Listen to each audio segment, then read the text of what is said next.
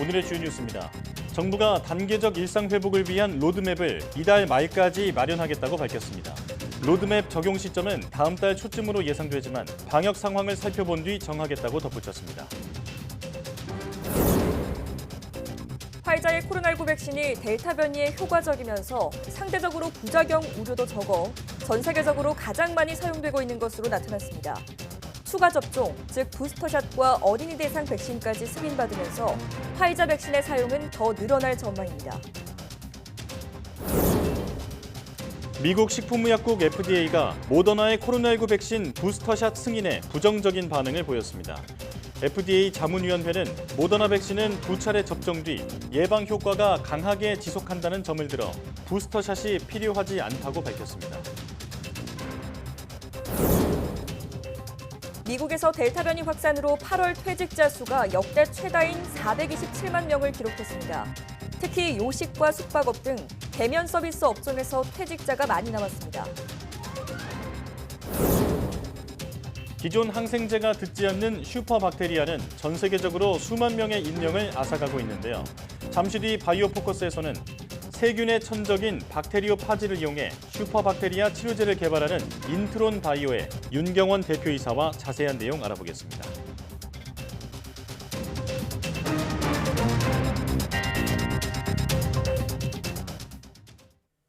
여러분 안녕하십니까? 사이언스 투데이 시작합니다.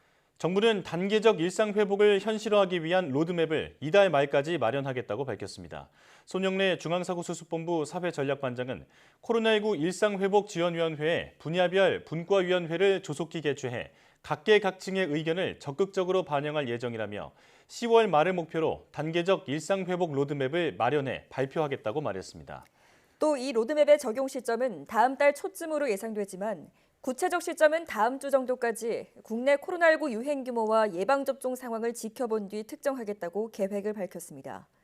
위원회는 방역체계 전환 로드맵 수립을 위해 의견 수렴과 자문을 하고 방역체계 전환 뒤에도 정책 결정을 지원하기 위해 계속 운영됩니다. 김부겸 국무총리는 고난의 시간 끝에 이제 조심스럽게 일상 회복을 준비하는 단계에 왔다고 밝혔습니다. 당장 마스크를 벗어 던지자는 건 아니라며 단계적, 포용적, 국민과 함께하는 일상 회복을 3가지 방향성으로 제시했습니다. 일상회복지원위원회 첫 회의 모두 발언 들어보겠습니다. 이제 정부는 그간의 방역 성과와 높아진 백신 접종률을 바탕으로 단계적 일상 회복의 여정을 준비하고자 합니다. 그렇다고 거듭 말씀드립니다만은 당장 마스크를 벗어던지자 이건 결코 아닙니다. 마스크를 벗어던지자 하는 것은 지금 단계에서는 가능하지가 않습니다. 일상 회복을 준비하는 과정에서 방역과 일상의 조화를 차근차근 추구하는 것일 것입니다. 방역 조치를 완화하면서도 빈틈을 메우고 최악의 상황까지 대비할 수 있는 준비가 필요할 것입니다. 다중이용시설에는 혹시 모를 감염의 위험을 줄이기 위해서 백신 패스와 같은 새로운 방역 관리 방법도 검토해야 할 것입니다. 만일의 상황에 대비하여 의료 대응 체계의 보강도 함께 진행되어야 합니다. 16살에서 17살 청소년의 코로나19 백신 사전 예약률이 50%를 넘어섰습니다. 중앙재난안전대책본부는 13일 0시 기준 이들 청소년의 예약률은 50.2%라며 오는 29일 오후 6시까지 예약할 수 있다고 밝혔습니다. 예약한 청소년에 대한 백신 접종은 오는 18일부터 이뤄집니다. 정부는 이달 말까지 전 국민 70% 접종을 완료하고 안전한 일상 회복을 향해 나아가려고 한다며 접종에 적극적으로 참여해달라고 당부했습니다. 지난 일주일 전국 이동량이 직전 주보다 0.2% 줄었습니다. 중앙재난안전대책본부는 휴대전화 이동량을 분석한 결과 지난 4일부터 10일까지 이동량이 2억 3,873만 건으로 직전 주보다 0.2% 줄었다고 밝혔습니다. 수도권만 놓고 보면 지난주 이동량은 1억 1,938만 건으로 직전 주보다 3.8% 줄었습니다. 하지만 비수도권은 지난주 1억 1,935만 건으로 직전 주보다 3.6% 늘었습니다. 정부는 거리두기 장기화에 따른 피로감과 일상 회복에 대한 기대감이 커지면서 상당한 이동량이 나타나고 있다며 기본 방역수칙 준수를 당부했습니다. 화이자 코로나19 백신이 다른 백신을 따돌리고 전 세계에서 가장 많이 사용되고 있습니다. 네, 효과가 높고 상대적으로 부작용 우려가 적기 때문인데 다른 백신을 접종하던 국가들도 화이자 백신으로 갈아타고 있습니다. 김형근 기자가 보도합니다. 영국은 추가 접종에 화이자 백신을 권고하고 있습니다. 자국에서 생산한 아스트라제네카 백신은 밀려났습니다. 화이자 백신을 배척하던 아르헨티나도 관련 법까지 바꾸면서 화이자와 계약을 맺었습니다. En el día de ayer firmé un acuerdo vinculante con el laboratorio Pfizer. Es un acuerdo vinculante que por 20 millones de dosis de vacunas durante. 기존에 접종하던 백신 대신 화이자 백신으로 바꾸고 있는 나라는 수십 개국에 이릅니다. 이러다 보니 지금까지 구매 계약이 체결된 양만 35억 회 분량, 2위인 아스트라제네카 백신보다 10억 회분이 더 많습니다. 화이자 백신이 이처럼 선호도가 높은 것은 델타 변이에 효과적이고 상대적으로 부작용 우려도 적기 때문입니다. 반면 같은 mRNA 기반의 모더나 백신은 화이자만큼 전 세계적으로 유통되지는 않고 있습니다. 대규모 생산력과 판매망을 갖추지 못하고 있기 때문입니다. 게다가 최근에는 속도 경쟁에서도 밀리고 있습니다. 화이자는 이미 미 식품의약국에 12세 이하 어린이 대상 백신 사용 승인을 신청했지만 모더나는 아직 못하고 있습니다. 미국에서 추가 접종 승인도 화이자는 받았지만 모더나는 아직 받지 못했습니다. 이처럼 다른 백신과의 경쟁에 앞서면서 화이자 백신 가격도 덩달아 오르고 있습니다. 지난 5월 브라질은 화이자와 1회당 12달러에 계약을 맺었습니다. 3월 계약 때보다 2달러 높은 가격입니다. 화이자는 유럽연합 EU에 공급하는 가격을 회당 18달러에서 23달러로 인상하기도 했습니다. YTN 김영근입니다.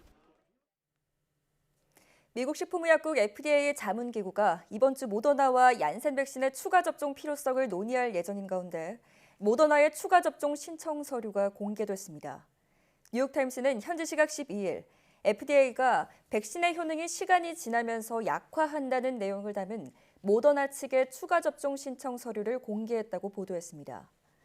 모더나는 이 서류에서 자사의 코로나19 백신 접종을 마친 지 최소 6개월이 넘은 사람에게 정규 투여량의 절반 용량 백신을 추가 접종하도록 승인해달라고 요청했습니다. 또 돌파 감염 비율과 2회차 접종 6개월에서 8개월 뒤 중화 항체의 수준 저하 등을 근거로 들며 세 번째 접종이 항체의 수준을 더 높게 끌어올리는 것으로 나타났다고 설명했습니다. 이에 대해 미 식품의약국 FDA는 부정적인 반응을 보였습니다. FDA는 모더나의 코로나19 백신이 부스터샷을 위한 기준에 모두 부합하지 않는다는 내용의 보고서를 공개했다고 로이터 통신이 보도했습니다. FDA는 모더나 백신의 경우 2번만 접종해도 예방 효과가 강하게 지속되고 추가 접종을 해도 항체가 많이 늘지 않는다는 점을 지적했습니다.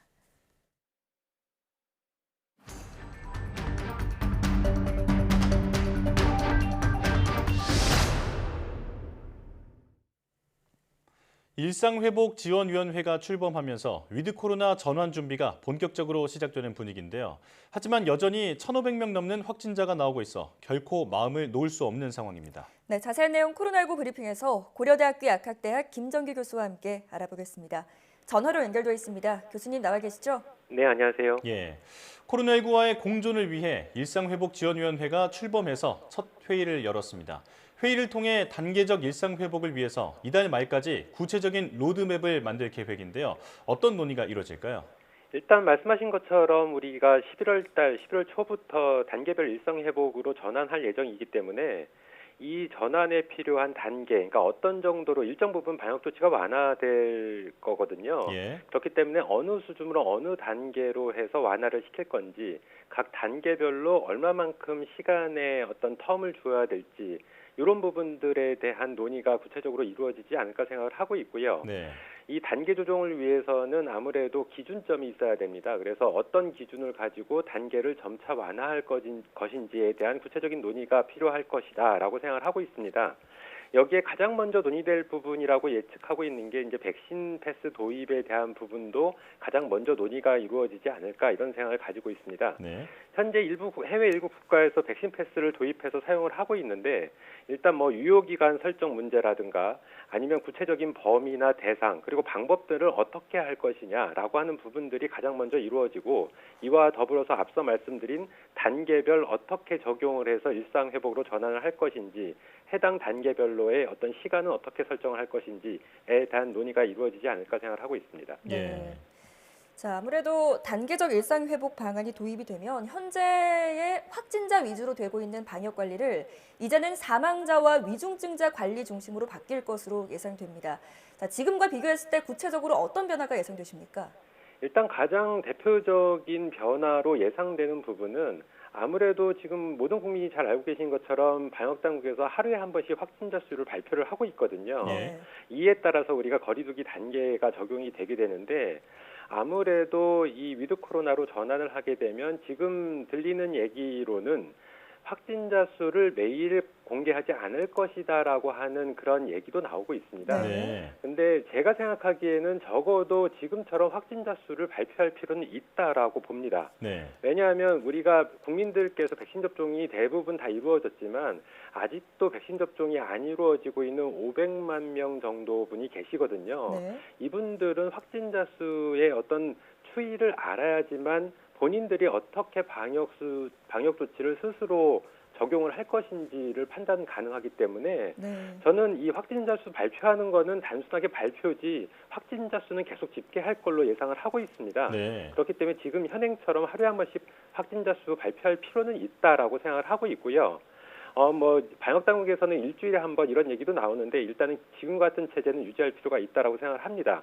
근데 물론 이 단계별 일상 회복 조치에서 기준점이 되는 거는 확진자 수가 아니라 말씀하신 것처럼 사망자 수와 위중증 환자 수로 적용을 할 거다 이렇게 생각을 하고 있는데 네. 아무래도 위중증 환자 수가 기본적으로 적용이 될 거라고 보고 있고요. 이에 따라서 병상, 그러니까 위중증 환자로 됐을 때는 입원이 불가피하고 이에 따라서 병상이 필요하게 됩니다. 그래서 병상 가동률을 함께 고려를 하면서 아마 사회적 거리두기 단계가 적용되지 않을까 이런 생각을 가지고 있습니다. 예. 자, 무엇보다 지금의 확산세를 잡아야 문제없이 단계적 일상 회복으로 넘어갈 수 있을 텐데요. 백신 효과가 나타나면서 상황이 진정세로 돌아섰다는 분석도 있지만 여전히 1,500명 넘는 확진자가 나오고 있는 상황입니다. 최근 추이 어떻게 보고 계십니까? 일단 추석 연휴 여파는 거의 마무리가 다 됐다라고 개인적으로 판단을 하고 있습니다. 네. 네. 그래서 확진자 수도 그렇고 여러 가지 지표 면에서 추석 연휴 이전으로 복귀를 했다라고 생각을 하고 있는데 일단 추석 연휴부터 현재까지 사이에 2번의 대체율이 있었습니다. 그래서 개천절인 경우에는 그 여파는 매우 미비했다라고 개인적으로 저는 보고 있고요. 네. 아직 한글날 여파는 시간적으로는 조금 더 지켜보긴 해야 되는데 이 한글날의 어떤 감염 확산 여파도 거의 없었다. 그러니까 매우 미비했다라고 판단을 하고 있습니다. 그래서 지금 확진자 수는 어느 정도 우리가 추석 연휴 이전으로 다시 돌아갔다 이렇게 판단을 하고 있습니다. 네. 네. 자, 그런가 하면 사회적 거리두기 조정안이 오는 금요일에 발표될 예정이죠. 다음 달 중순에 발표될 단계적 일상 회복으로 가기 전 징검다리 역할을 하기 위해서 방역 조치가 어느 정도는 완화될 것으로 보이는데요. 수위는 어느 정도가 적당하다고 보십니까? 일단 제가 보기에는 현행 거리두기 단계는 그대로 적용되지 않을까라고 조심스럽게 예측을 하고 있습니다. 예. 현재는 수도권 4단계, 비수도권 3단계가 적용이 되고 있는데 이 거리두기 자체는 변함이 없을 걸로 조심스럽게 예측을 하고 반면에 일정 부분의 방역조치 완화는 있을 거다라고 생각을 하고 있습니다. 네. 그래서 대표적으로 생각하고 있는 부분은 백신 인센티브가 적용이 되고 있습니다만 여기서 조금 더 확대 적용되면서 사적 모임 인원이 조금 더 늘어나지 않을까라는 생각을 가지고 있고요. 네. 여기서 조금 더 완화의 폭이 커지게 되면 영업시간도 일정 부분은 조정되지 않을까라는 생각을 가지고 있습니다. 예. 다만 중요한 부분은 앞서도 제가 그 개천절과 한글날 연휴 여파를 말씀을 드렸는데 일단 이 두 대체율의 여파는 매우 미비했다라고 저는 보고 있는데 네. 아무래도 이번 거리두기가 종료되고 새롭게 2주가 연장이 될 때 이 완화의 폭에 따라서 감염 확산의 우려는 남아 있다라고 보고 있습니다. 네. 따라서 이 부분은 방역 당국에서 충분히 알고 있기 때문에 큰 폭의 방역 수치 완화는 없을 거라고 보는데 일정 부분의 완화는 분명히 있을 거다라고는 판단을 하고 있습니다. 예, 말 그대로 징검다리 정도 수준의 수위가 될 것으로 보이는군요. 자, 그리고 국내에서도 부스터샷 접종이 시작됐습니다. 지금 가장 먼저 의료진부터 맞고 있는데 어떤 기준으로 접종 순서를 정한 건가요? 일단 과거에 우리가 백신 접종이 시작될 때는 75세 이상의 고연령층부터 접종이 이루어졌습니다. 근데 이번에는 의료진부터 접종을 하는 이유, 대표적인 이유 중에 하나는 일단 접종이 완료가 됐더라도 돌파 감염의 우려는 여전히 있고요. 예. 특히 이 의료진 같은 경우에 지금 의료진이 모든 의료진이 다 적용된 건 아니고 코로나19 치료병원 종사자들 약 한 4만 5천여 명 정도가 대상이 되거든요. 네. 이분들에 대한 1차 그 부스터샷이 접종이 되고 있다 이렇게 보시면 될 것 같고요. 그 이후에 우리가 과거에 백신 접종이 맞았던 순서대로 고연령층부터 해가서 순차적으로 접종이 된다 이렇게 보시면 될 것 같은데 예. 일단 코로나19 치료병원 종사자들이 먼저 맞는 이유는 앞서 말씀드린 것처럼 돌파 감염 우려가 여전히 있고 이분들이 환자들과 접촉을 하면서 돌파 감염뿐만 아니라 전파의 우려도 여전히 있기 때문에 가장 1순위로 부스터 접종을 맞지 않나 이런 생각을 가지고 있습니다. 네. 자, 그런가 하면 화이자 백신이 전 세계적으로 35억 도즈가 판매되면서 가장 인기 있는 백신으로 꼽히고 있습니다. 자, 그만큼 비교적 효과는 높고 또 부작용 우려는 적기 때문이라고 볼 수 있을 텐데요. 이게 이젠 데이터로도 확인됐다고 봐야겠죠? 일단 많은 데이터 기간이 상당히 됐기 때문에 많은 데이터들이 축적이 됐다 이렇게 보시는 게 맞을 것 같습니다.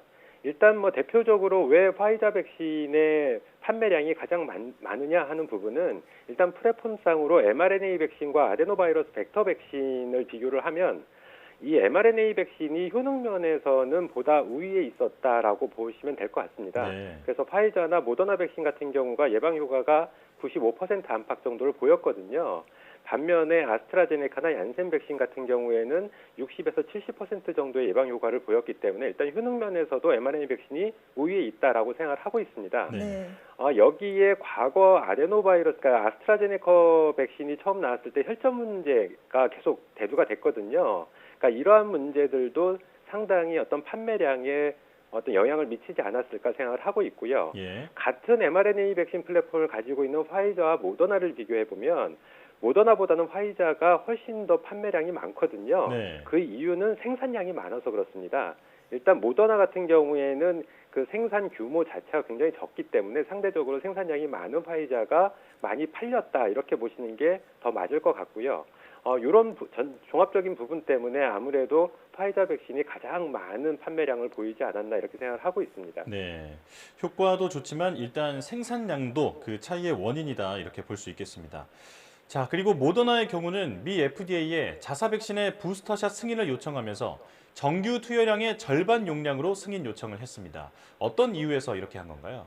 앞서도 화이자와 모더나 백신 같은 경우에는 같은 플랫폼 mRNA 백신 생산 방법을 쓰고 있거든요. 네. 근데 용량을 비교해 보면 1회 용량 기준으로 화이자 백신은 30 마이크로그램을 쓰고 모더나 백신은 3배 정도 많은 100 마이크로그램 정도를 쓰고 있습니다. 네. 그러니까 상대적으로 많은 양을 쓰고 있거든요. 이렇다 보니까 최근에 일부 연구 결과에 따르면 모더나 백신이 효과가 더 좋다라고 하는 얘기가 나오고 있는데 이러한 투여량이 많기 때문에 효과가 좋게 나온다라고 보시면 될 것 같고 예. 그렇기 때문에 부작용의 어떤 빈도나 강도도 상대적으로 모더나가 더 높지 않나 이런 생각을 가지고 있습니다. 예. 일단 모더나 측에서 처음에 표준 용량으로 100 마이크로그램을 설정한 이후에 모더나 측 연구진에 의해서 절반 용량인 50 마이크로그램만 사용을 하더라도 충분한 예방 효과를 보이더라라는 연구 결과가 있었고요. 일부 외부 연구 결과에 따르면 그거의 반의 반, 그러니까 25 마이크로그램을 썼을 때에도 면역 효과가 상당하다라는 연구 결과가 있었습니다. 네. 이렇다 보니까 모더나 백신 같은 경우는 화이자보다는 많은 양을 써서 약간 이상 반응의 빈도도 좀 많고 강도도 좀 센 그런 경향성을 보였거든요. 그러니까 부스터샷은 적은 용량만 사용을 해도 충분히 더 상승 효과를 보일 수 있다. 이런 생각으로 절반 용량으로만 부스터샷을 승인 요청하지 않았나 이렇게 생각을 하고 있습니다. 네, 원래 투여 용량 자체가 많았다 이렇게 또 말씀을 해주셨는데요. 자, 그런데 미 FDA는 모더나의 부스터샷에 대한 부정적인 반응을 보였다고 합니다. 이미 같은 mRNA 백신인 화이자의 부스터샷은 승인했는데 모더나에 대해서는 부정적인 이유 어떻게 보십니까? 이거는 앞서서 말씀드린 부분하고도 일정 부분 연장선상에 있는데 일단 모더나 백신 같은 경우에 1차, 2차 접종량이 많았습니다.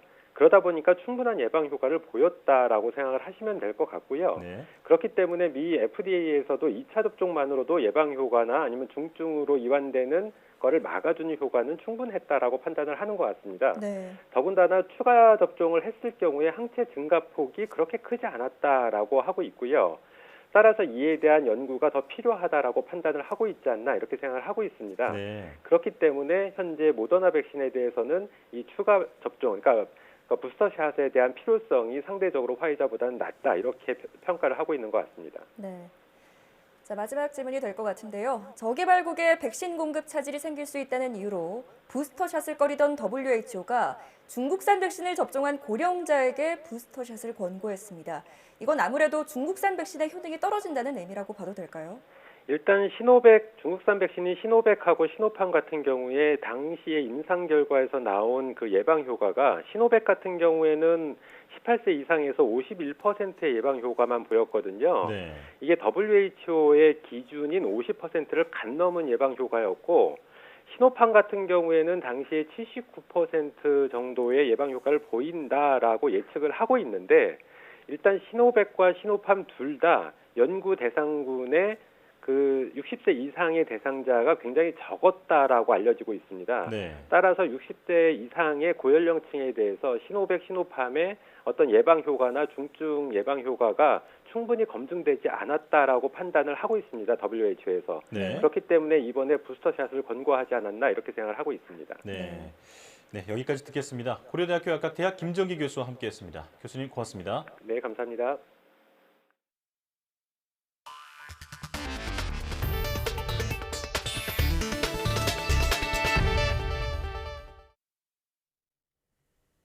변이 바이러스 확산 등으로 코로나19 사태가 장기화하면서 올해 세계 경제 성장률이 다소 낮아질 것이라고 국제통화기금이 전망했습니다. 네, 선진국들의 경기 회복세는 둔화할 것으로 예상됐지만 우리나라는 기존 성장률 전망치 4.3%를 그대로 유지했습니다. 박경석 기자가 보도합니다. 국제통화기금 IMF는 경제전망 최신 보고서에서 올해 세계 경제 성장률 전망치를 5.9%로 하향 조정했습니다. 지난 4월과 7월 제시한 6%에 비해 0.1%포인트 낮춘 것입니다. 특히 선진국들의 성장률은 5.2%로 조정돼 지난 7월 전망치에 비해 0.4%포인트나 떨어졌습니다. 이 가운데 미국은 7%에서 6%로 1%포인트 급락했고 독일도 3.6에서 3.2%, 일본은 2.8에서 2.4%로 하향 조정됐습니다. 전반적인 경제 회복세는 이어지고 있지만 코로나19 재확산 등이 위협 요인이 되고 있다는 게 IMF의 진단입니다. Now, fueled by the highly transmissible Delta variant, the recorded global COVID-19 death toll has risen close to 5 million and health risks abound, holding back a full return to normalcy. 선진국들과 달리 우리나라는 지난 7월 제시한 4.3% 성장률을 그대로 유지할 것으로 예측됐습니다.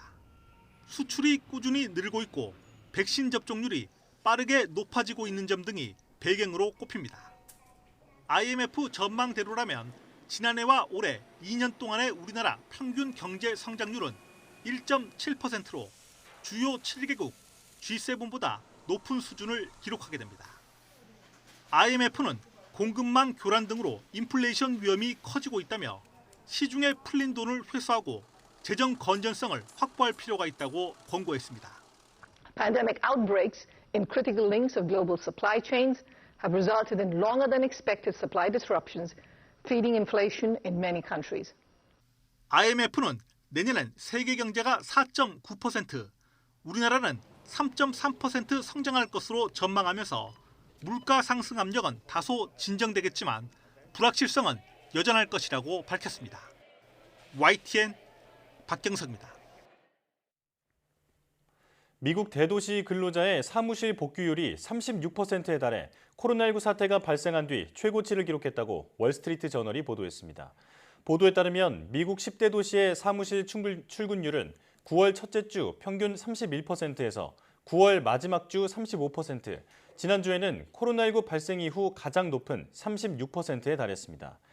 정보업체 캐슬 시스템이 발표한 자료인데 뉴욕의 경우 특히 복귀율이 두드러져 9월 초 21%에서 지난 주말 기준 30%로 껑충 뛰었습니다. 월스트리트 저널은 복귀율이 높아진 원인으로 코로나19 확진자 수 감소에 따른 재택과 출근 병행 기업 증가, 그리고 일부 직장인들의 자발적인 출근을 꼽았습니다. 또 많은 회사가 수주 안에 직원들의 사무실 복귀를 계획 중이어서 사무실 복귀율은 더 높아질 것으로 전망했습니다. 코로나19 델타 변이의 확산 속에 미국에서 직장을 그만두는 근로자 수가 역대 최다를 기록했습니다. 미 노동부가 공개한 8월 구인 이직 보고서를 보면 8월 퇴직자 수는 427만 명, 퇴직률은 2.9%로 각각 집계됐습니다. 둘 다 지난 2000년 12월 통계 작성 이래 가장 높은 수치입니다. 지난 8월 퇴직자 수가 급증한 것은 델타 변이의 확산 시점과 일치한다고 미국 언론들은 지적했습니다. 실제로 대면 서비스 업종에서 퇴직자가 많이 나온 것으로 나타났습니다. 요식, 숙박업에서 가장 많은 89만여 명의 퇴직자가 나왔고 소매업과 의료복지업에서도 각각 72만여 명과 53만여 명이 직장을 그만뒀습니다. 지난달 취업자가 7년 6개월 만에 가장 큰 폭으로 증가해 고용시장에 뚜렷한 회복 흐름이 이어졌습니다. 다만 고용원이 있는 자영업자 등 취약계층의 어려움은 여전합니다. 보도에 오인석 기자입니다. 취업자 수가 6개월 연속 50만 명 이상 늘었습니다. 지난달에는 67만 1,000명이 늘어 7년 6개월 만에 최대폭으로 증가했습니다. 지난 4월 65만 명이 늘어난 뒤 고용 회복 흐름이 뚜렷해지고 있습니다. 국민지원금과 백신 효과 등으로 대면 서비스업 타격이 작았던 데다 수출 호조와 기저 효과도 영향을 미쳤습니다. 전문 과학기술과 정보통신, 운수창고 등 비대면 디지털 전환 업종 일자리가 4개월 연속 20만 명 이상 늘었습니다.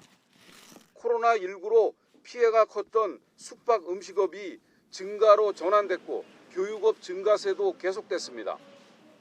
코로나19에 대응한 정부 일자리 사업 증가와 함께 보건복지 취업자도 지난달 28만 명이 늘었습니다. 수도권 거리두기 4단계 등 고강도 방역 수칙 시행에도 불구하고 비대면이라든가 디지털 전환, 수출 호조, 기저 효과 등으로 취업자는 7개월 연속 증가하고 실업자와 비경제 활동 인구는 감소하였습니다. 다만 도소매와 예술, 스포츠, 여가 업종 등의 고용 어려움은 지속됐습니다. 또 고용원이 있는 자영업자와 일용직 근로자 등 코로나19 취약계층은 일자리 감소가 여전했습니다. 비경제 활동 인구는 13만 2천 명이 줄어 7개월 연속 감소세를 보였습니다. 정부는 취업자 수가 코로나19 고용 충격 발생 이전의 고점 대비 99.8%까지 회복됐다고 밝혔습니다. 홍남기 경제부총리는 지난달 고용 동향에 대해 뚜렷한 회복세라고 설명하면서 코로나19 확산에도 불구하고 서비스업을 중심으로 민간 일자리가 크게 회복되고 있다고 말했습니다. 정부는 경기와 고용, 민생이 모두 개선되는 완전한 경제 회복을 이루도록 최선을 다하겠다고 밝혔습니다. YTN 오인석입니다. 경제의 허리로 불리는 30세에서 49세, 이른바 3040 세대의 고용률이 OECD 38개국 중 30위로 저조한 것으로 나타났습니다. 전국경제인연합회 산하 한국경제연구원이 통계청 자료를 분석한 결과 3040 취업자 수는 2015년 1262만 1000명이었지만 지난해에는 1171만 명으로 91만 1000명이 줄어 지난 5년간 연평균 1.5% 감소했습니다. 지난해 숙박 음식점업과 도소매업 분야에서 13만 명, 제조업에서 5만 명의 일자리가 각각 사라졌습니다.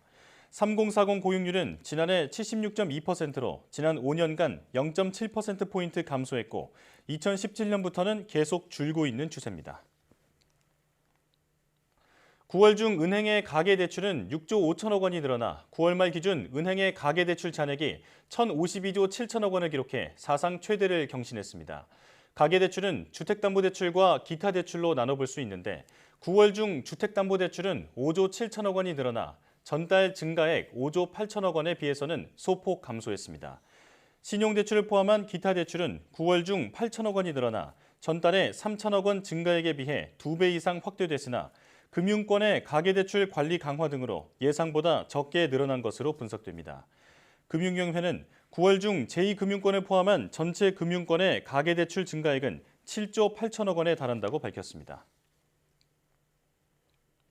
코로나19 이후 국민연금 해외 수급자들이 확인서 제출에 차질을 겪어 지급이 중지된 사례가 급증한 것으로 나타났습니다. 국회 보건복지위원회 최종윤 의원이 국민연금공단에서 제출받은 자료를 보면 코로나19 이후 국민연금 해외 수급자의 수급권 확인서 미제출 건수는 2019년 781건에서 2020년 2006건으로 크게 늘었습니다. 재외 국민과 외국인 등 해외 수급자는 연 1회 수급권 확인서를 제출해야 합니다. 기한 내 제출하지 못하면 연금 지급이 일시 중지되고 일시 중지 기간이 2년 지나면 급여가 정지됩니다. 확인서 미제출로 연금 지급이 일시 중지된 건수는 2019년 483건에서 2020년 1657건으로 243% 증가했습니다. 우리 국민의 해외여행 특별주의보가 다음 달 13일까지 다시 연장됐습니다. 외교부는 각종 변이 바이러스 발생에 따른 코로나19 확산이 전 세계적으로 이어지는 상황을 고려해 이같이 결정했다고 밝혔습니다. 이 기간 해외여행을 계획하고 있다면 여행을 취소하거나 연기하고 해외에 체류 중이면 코로나19에 감염되지 않도록 안전에 특별히 주의해달라고 당부했습니다.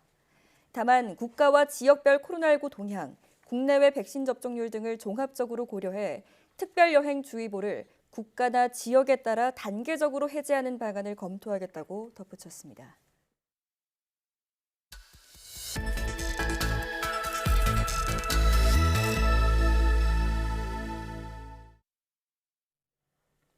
다양한 바이오 이슈를 과학기자의 시각으로 집중 분석하는 바이오 위클리 코너입니다. 네, 오늘도 이성규 기자와 함께하겠습니다. 어서 오세요. 안녕하세요. 네, 오늘 어떤 소식 준비해 오셨나요? 네, 백신 관련 소식입니다. 코로나19 고위험군에 대한 백신 추가 접종, 부스터샷이 국내에서 시작됐습니다. 백신 불평등 논란이 지속하는 가운데 모더나가 코로나19 백신 제조법을 공유할 계획이 없다고 밝혔습니다.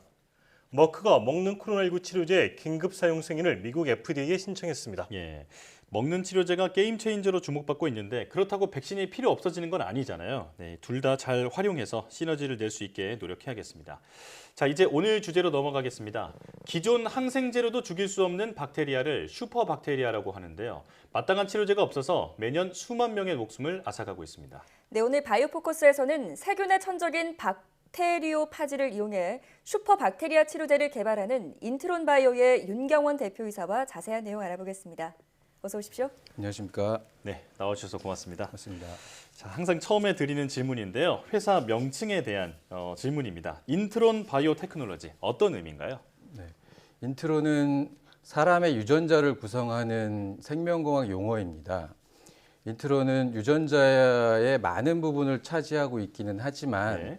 별로 중요하지 않는 부분이라고 알려져 왔습니다. 네. 네, 저희 회사가 창업된 게 1999년도인데 네. 그 당시에 저희 창업자께서 인트론을 생각하기에 우리가 모를 뿐이지 뭔가 중요한 역할을 하고 있을 것이라는 생각을 하셨고 네. 그러한 뜻에서 우리 회사도 그렇게 중요한 역할을 하자라는 취지에서 결정하셨다고 합니다. 네.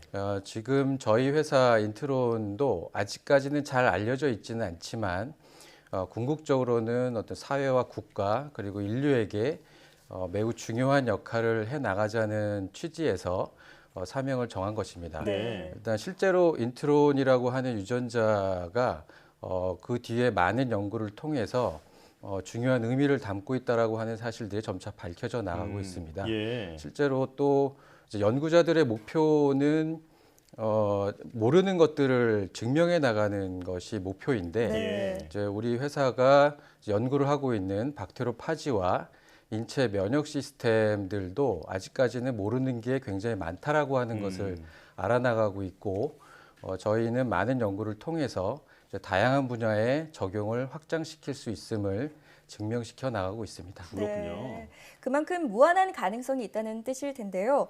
인트론 바이오는 박테리오 파지 기술을 보유하고 있습니다. 박테리아는 저희가 많이 들어봤거든요. 근데 이 박테리오 파지라는 용어는 조금 낯섭니다. 먼저 구체적으로 어떤 의미를 담고 있나요? 네, 박테리오 파지는 세균을 죽이기도 하고 또 세균과 바이러스와의 관계 속에서 함께 살아나가는 생물체입니다. 예.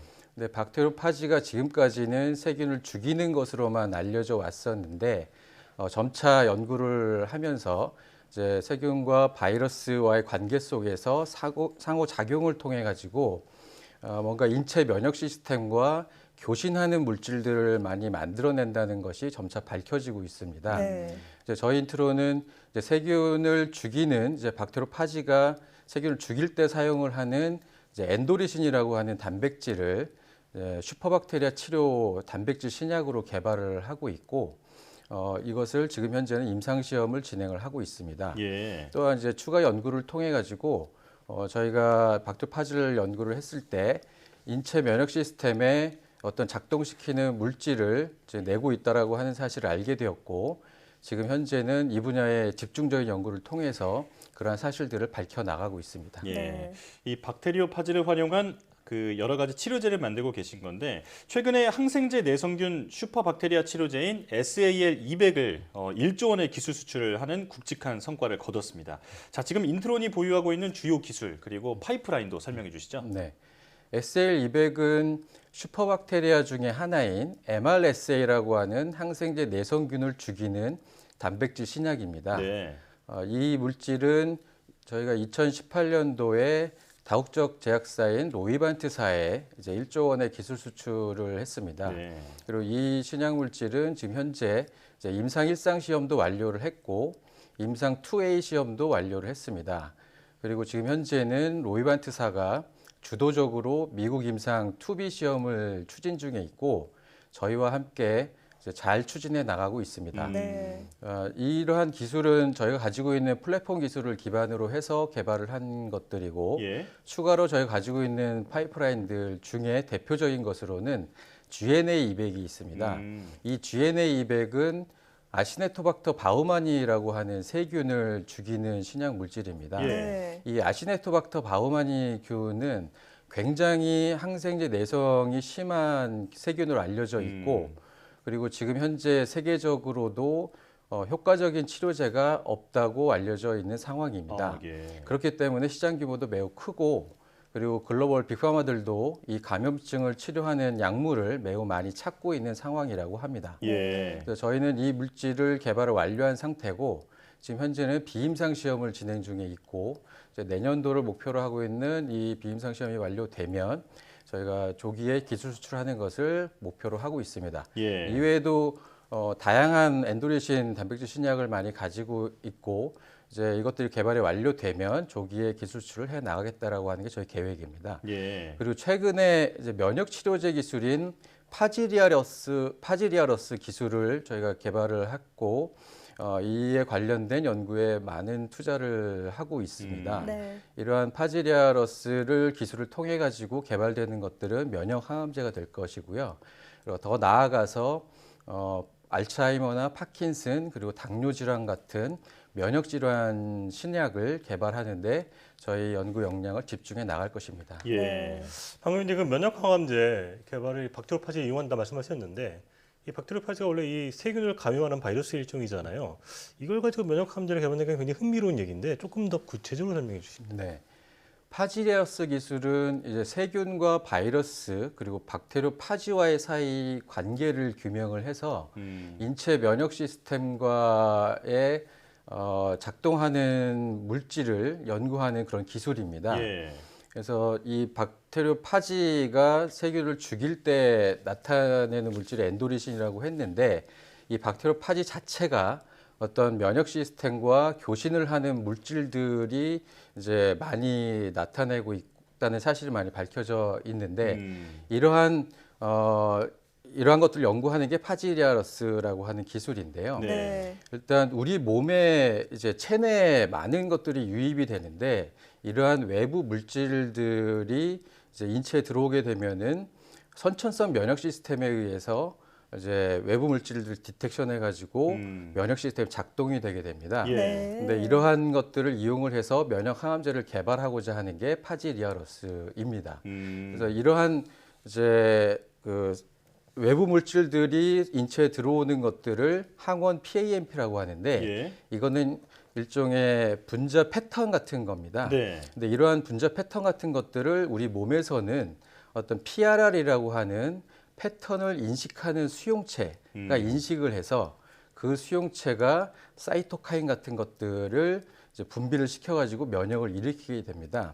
이제 저희는 이러한 수용체에 결합해서 이제 면역을 촉발시킬 수 있는 그런 아고니스트라고 하는데 그런 새로운 아고니스트를 박테리오파지 자체나 아니면 박테리오파지의 구성 성분을 찾아내서 면역 항암제를 개발을 하고 있고 이제 더 나아가서 이제 이것들을 개발을 계속한다라고 하면 이제 면역 시스템의 어떤 온오프 스위치를 다는 것처럼 인체 전체 면역 체계를 조절해서 결국 궁극적으로는 면역 치료제인 이뮨 레귤레이터를 개발하는 것을 궁극적인 목표로 삼고 있습니다. 예. 네. 이 코로나19와 관련해서 지금 백신 개발이 한창 이슈인데 이 박테리오파지를 이용한 백신도 개발할 수가 있잖아요. 좀 짧게 아주 간단하게 좀 설명해 주신다면요. 네. 백신은 실제 바이러스에 감염되기 전에 유사 물질을 인체에 투여해서 면역 세포가 미리 기억하게 만드는 것입니다. 예. 근데 저희의 이 백신 관련 기술은 파지 자체를 면역 반응을 유도할 수 있도록 자체로 사용할 수도 있고 또 이것을 유전자 엔지니어링 기술을 통해서 이제 면역 반응을 더욱 효과적으로 나타내게 할 수도 있는 기술입니다. 네. 그걸 통해 가지고 백신을 개발을 하겠다라고 하는 기술이고요. 예. 이것들을 베이스로 해서 저희가 백신을 개발하는 것 중에는 코로나19 바이러스 백신뿐만이 아니라 이제 치명률이 매우 높은 지포 바이러스와 그리고 조류독감 바이러스 등을 개발을 하고 있고요. 저희가 1차적으로 개발하는 것은 범용 인플루엔자 독감 백신입니다. 이 범용 인플루엔자 독감 백신을 저희가 개발을 하고 있고 이것들을 주사 형태가 아니라 이제 눈, 코, 입을 통해서 이제 백신 효과를 나타낼 수 있는 점막 백신에 대한 기술도 확보를 하고 있어서 그 관련된 기술을 개발을 해서 충분한 이제 기술을 가지고 이제 백신을 개발해 나가는 것이 그런 관련 기술입니다. 그렇군요. 네. 자, 코로나19와 관련해서는 인트론이 이 백신뿐만 아니라 코로나19 진단 키트도 개발했다고 들었습니다.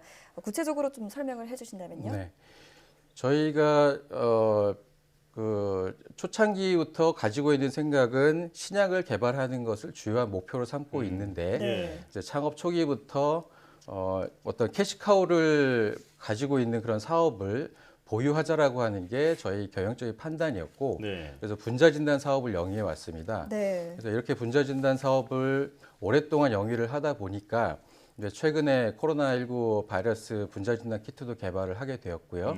이러한 분자진단 키트를 개발해서 뭐 작년과 올해 많은 수익을 저희가 내게 된 좋은 기회를 창출시키게 되었습니다. 근데 이러한 것들이 저희의 주된 것들은 신약을 개발하는 것이기 때문에 전체적인 회사의 방향에서는 신약 개발하는 데 집중을 하려고 하고 있고 이러한 일들에 소홀히 하지 않는 선에서 이제 분자진단 관련 사업을 진행시켜 나갈 계획이 있습니다. 예. 이제 당장 돈이 되는 사업이 좋기도 하지만 이제 저희가 미래에 더 큰 수익과 의미 있는 일에 보다 집중하고자 이제 회사가 생각을 하고 있기 때문에 그런 쪽에 더 집중을 해 나가고자 하고 있습니다. 예. 네.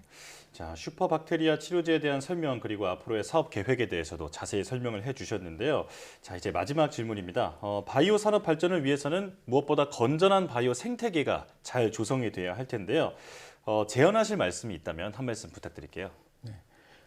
자연계와 마찬가지로 바이오 생태계에서 중요한 것은 다양성이라고 생각을 합니다. 예. 그래서 이런 다양성을 확보하기 위해서는 여러 가지가 필요할 텐데요.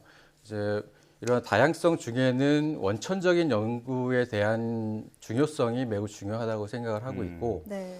최근에 모더나의 코로나19 mRNA 백신 기술에서도 보았듯이 어떤 핵심 원천 기술에 대한 중요성이 매우 크다라고 하는 것을 다시 한번 깨닫는 좋은 기회가 된 것 같습니다. 예. 네. 그래서 이러한 원천 기술에 대한 기술의 중요성이 이제 남들이 하지 않거나 또는 이제 할 수 없는 일들을 하거나 또는 이제 그러한 중요성을 인식을 해야 되고, 그러한 것들을 했을 때 뭔가 더 크고 매우 큰 성과들이 나타날 것이라고 생각을 하고 있습니다. 그래서 어떤 전혀 다른 새로운 패러다임의 중심에 설 수 있기 때문에 그러한 것들을 강조를 하는 것이 매우 중요하다고 생각을 하고 있고요.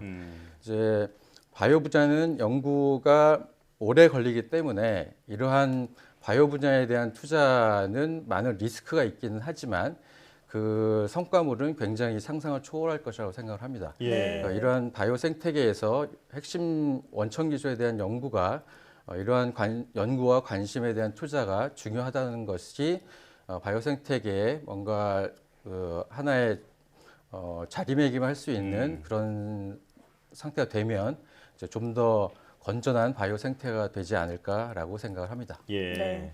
자, 말씀해 주셨듯이 인트론 바이오의 원천 기술과 또 개발을 통해서 우리가 지금까지 극복하지 못했던 많은 질병들을 치료할 수 있는 날이 얼른 왔으면 좋겠습니다.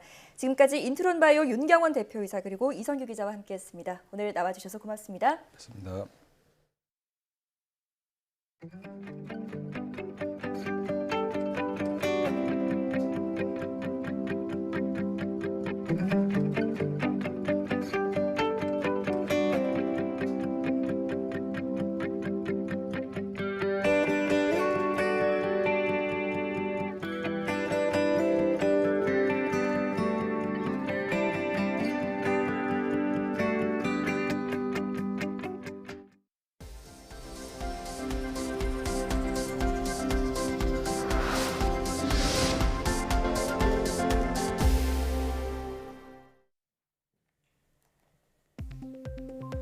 정부가 방사선을 이용한 폐플라스틱 저감 기술 개발에 230억 원을 투입할 예정입니다.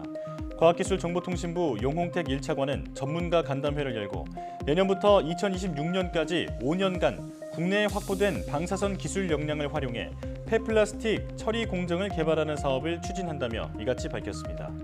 이번 사업에는 방사선으로 식물이나 미생물의 변이를 유도해 친환경 플라스틱 원료 식물을 생산하고 플라스틱 고속분해 미생물을 개발하는 내용 등이 담겼습니다.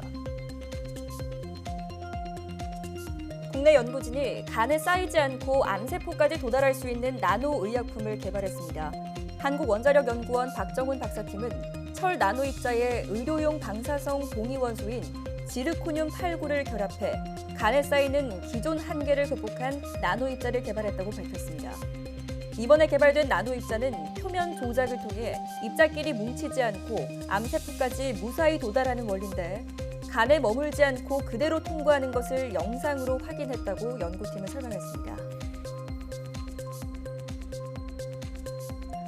세안제와 화장품 등에 사용되는 미세 플라스틱을 대체할 생분해 물질이 개발됐습니다. 한국화학연구원과 포스텍 공동연구팀은 게 껍데기에서 추출한 키토산 천연 물질을 활용해 화장품용 미세 플라스틱을 대체할 후보 물질을 개발했다고 밝혔습니다. 연구팀은 개발한 물질을 이용해 방수 아이라이너에 세안 실험을 한 결과 오염물 제거 속도가 비누로만 씻을 때보다 2배, 미세 플라스틱이 드러난 세정제보다는 1.2배 빠른 것으로 나타났습니다. 국내 연구진이 수소 경제의 핵심이 될 액체 수소를 안전하게 장기 보관할 수 있는 기술을 개발했습니다. 한국전기연구원 하동우, 고락길 박사팀은 액체 수소 보관 용기 안에서 기체로 바뀌는 수소를 100% 재응축해 다시 액체 수소로 보관하는 극저온 냉각 기술을 개발했다고 밝혔습니다. 액체 수소는 영하 253도에서 생산돼 조금의 온도 변화에도 수소가스로 바꿔 저장이 어려운데 연구팀은 이번에 개발한 기술을 이용해 약 40리터의 액체 수소를 만들어 2개월 넘게 손실 없이 보관하는 데 성공했습니다.